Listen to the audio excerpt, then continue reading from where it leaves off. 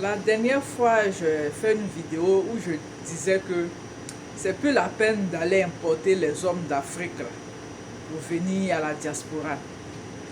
Aujourd'hui, c'est l'histoire d'un jeune Ivoirien qui est décédé un mois et demi ou bien un mois juste à peine l'arrivée de son épouse. Ils sont en Italie. Je vais lire un peu l'histoire pour ne pas que je puisse sauter les parties. On dit que c'est une affaire qui glace le sang et qui bouleverse profondément la communauté africaine en Italie. Daouda Sangaré, c'est son nom, il a 31 ans. Un jeune homme qui a grandi en Côte d'Ivoire a été retrouvé tragiquement assassiné à Montes, un village des montagnes italiennes, alors qu'il venait tout juste de faire venir son épouse de Côte d'Ivoire pour fonder un foyer. Ce qui devrait être l'accomplissement de son aventure européenne s'est terminé dans un effroyable bain de sang. Son épouse, une chanteuse de Simpa, à la voix angélique, connue sur les réseaux sociaux sous le nom de Jamila Simpa, raconte qu'un individu aurait frappé à la porte vers 5 heures. Une altercation aurait alors éclaté avant que Daouda ne soit mortellement poignardé et que l'agresseur ne prenne la fuite. Une version que les enquêteurs cherchent désormais à vérifier.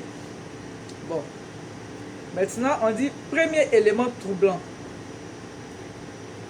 Quand le voisin, alerté par les pleurs de l'épouse sur le palier, tente d'entrer dans l'appartement pour secourir Daouda, la porte d'entrée est bloquée de l'intérieur. Le corps ensanglanté de la victime, affaissé contre le battant, empêche l'ouverture. L'obstacle est tel que le voisin doit descendre dans son garage chercher un outil pour faire levier et forcer la porte de l'extérieur. Dès lors, une question s'impose. Comment l'agresseur, décrit par l'épouse, aurait-il quitté les lieux si Daouda s'est effondré à l'entrée en bloquant la porte? Et surtout, comment son épouse s'est-elle elle-même retrouvée à l'extérieur? C'est-à-dire que la femme, elle est dehors. Maintenant, le monsieur qui est décédé, lui, il est à l'intérieur. La porte est fermée, mais lui, il bloque la porte. C'est-à-dire que il est sur la porte et puis la porte est condamnée de l'intérieur. Mais la femme est dehors. Donc on se demande comment se fait-il qu'elle est dehors pendant que le monsieur est à l'intérieur et la porte est condamnée. Comment se fait-il que l'agresseur aussi soit parti? Pourtant, la porte est bloquée de l'intérieur. Donc, vraiment, on se pose beaucoup de questions.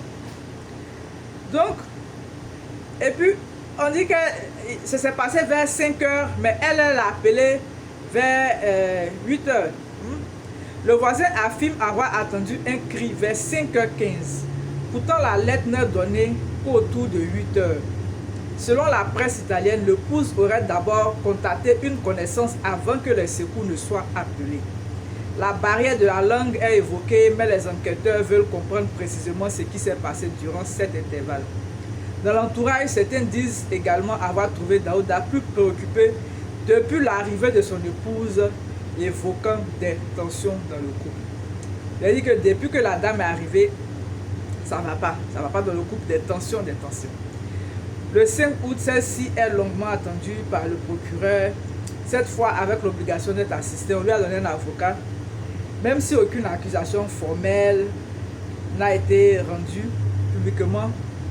Ce changement de procédure est interprété par certains comme le signe que les enquêteurs pourraient désormais la considérer autrement qu'un simple témoin. Voilà. Donc, maintenant, elle peut être citée comme suspecte parce que il y a trop de flou dans ce qu'elle raconte là. Donc, voilà. Quelqu'un qui a fait venir sa femme, à peine un mois, voilà, qui meurt dans des conditions troublantes, des conditions fous, poignardé dans lui-même sa propre maison. Et aucune explication pour le moment. Vraiment, cette histoire-là,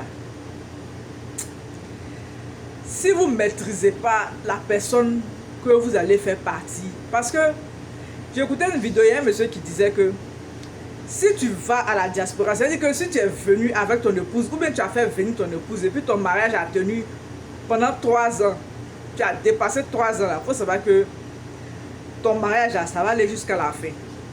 Parce que la plupart du temps, quand les couples migrent, les choses changent. Parce que ce n'est pas les mêmes réalités. Forcément, il y aura, si vous ne vous asseyez pas pour discuter de comment est-ce que vous allez vivre dans votre nouveau pays, avec les lois du pays, avec les règles, comment ça ne va pas marcher. Là, ce n'est pas un simple cas de divorce. Là, il y a un meurtre, quoi. Il y a un meurtre. Normalement, la personne qui est censée savoir ce qui s'est passé, c'est son épouse. Mais bon, jusqu'à présent, on ne sait pas ce qui s'est passé. Donc, elle est considérée comme la suspecte numéro 1. Et puis, pourquoi elle a mis tout ce temps-là pour appeler les secours? Il y a quelque chose qui cloche là. Et puis, vraiment, ça fait peur, quoi. On est habitué quand même aux histoires de divorce et autres. Là, ça va, mais quand il y a meurtre, à peine,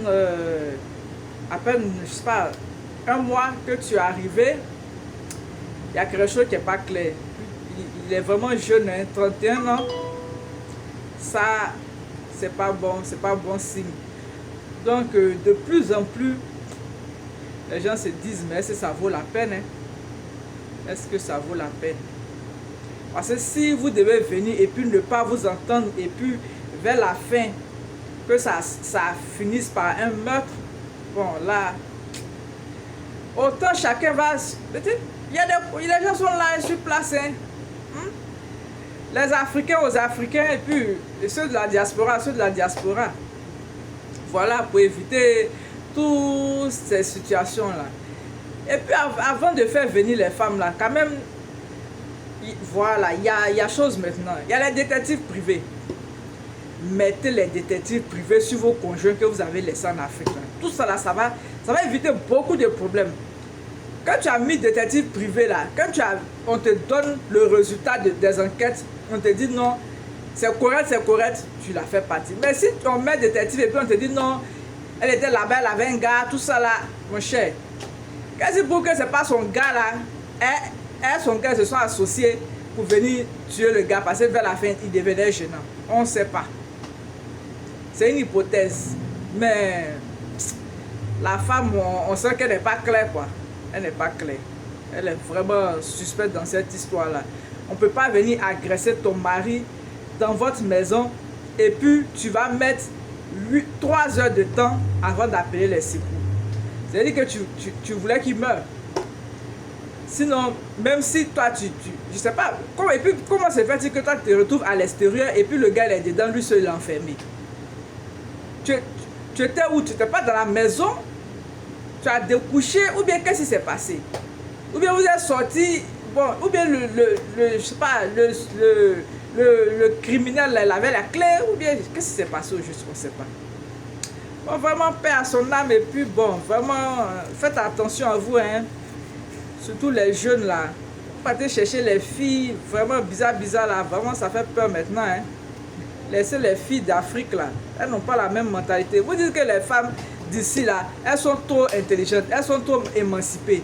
Donc vous voulez aller prendre vos villageoises. Mais vos villageoises aussi là, quand elles viennent là, on ne sait pas ce qui se passe dans leur tête. Hein? Ah, quand elles veulent venir hier là, il n'y a pas de choses. Elles vont dépasser même celles qui sont déjà ici parce qu'elles ne connaissent pas. Donc quand elles veulent faire là, elles n'osent pas. Bon, vraiment, condoléances à sa famille et puis bon, espérons qu'on trouve le coupable.